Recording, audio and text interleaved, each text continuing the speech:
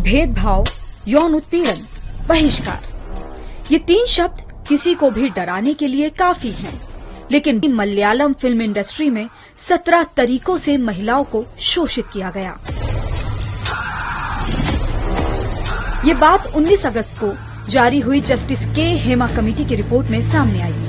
ये कमेटी 2017 में बनी थी। जस्टिस हेमा कमेटी रिपोर्ट के सामने आने के बाद से ही मलयालम सिनेमा के कई राज सामने आ रहे हैं और अब एक के बाद एक कई पीड़ित महिलाएं सामने आ रही हैं।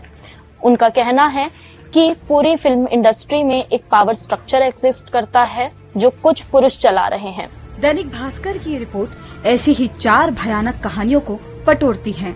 वेदिका ने पहली बार साल 2004 में महज 12-13 साल की उम्र में इसकी झलक देख ली थी, लेकिन ये सिलसिला थमा नहीं। मैं 11वीं क्लास में थी। उस समय film producer Veenu fresh face तलाश रहे थे। एक कांटेक्ट के जरिए हम उनसे मिले।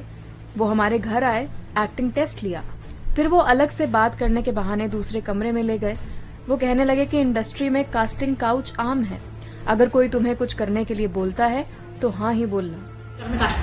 इन कहानियों में बस किरदारों के चेहरे बदल रहे हैं, लेकिन शोषण का तरीका एक ही है। मलयालम फिल्म इंडस्ट्री में 10 साल का करियर रखने वाली संजना भी सेक्सुअल हैरेसमेंट का शिकार हुई। आरोप था मशहूर एक्टर जयसूर्या पर। संजना कहती हैं, इस घटना के बाद उन्हें काम मिलना बंद हो गया। जो प्रोजेक्ट हाथ में थे वो भी छीन लिए गए। एक फिल्म के लिए प्रोड्यूसर के मैनेजर ने मुझसे कहा 30 दिन में 10 किलो वजन कम करना होगा। मैं जिम गई, डाइट कंट्रोल की, लेकिन मेरा वजन कम नहीं हुआ। मजबूरन फैट निकलवाने के लिए मैंने 3 सर्जरी कराई, जिसके साइड इफेक्ट मैं आज भी झेल रही हूँ। कास्टिंग काउच का शिकार महिलाएं नहीं, पुरुष भी हैं। कई ऐसे स्ट्रगलिंग एक्टर हैं जो अपने सपनों को पीछे छोड़ घर लौट चुके हैं। साल 2012 में डायरेक्टर रंजीत कालीकट में एक फिल्म की शूटिंग कर रहा था। इस दौरान मैं उससे मिलने पहुंचा। उसने मुझे ऑडिशन के लिए बेंगलुरु बुलाया। वो होटल में ठहरा था। रंजीत ने मुझे कॉल पर कहा कि मैं फायर एग्जिट के रास्ते से 4थी मंजिल पर उसके कमरे में आ जाऊं। मैं होटल में गलत तरीके से घुसा था। इसका कोई सीसीटीवी फुटेज भी नहीं था कि मैं उसके रूम में गया। उसने मुझे गलत तरीके से छूना शुरू कर दिया।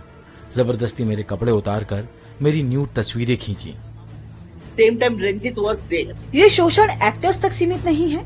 हेयर स्टाइलिस्ट और मेकअप आर्टिस्ट भी इसकी जद में हैं।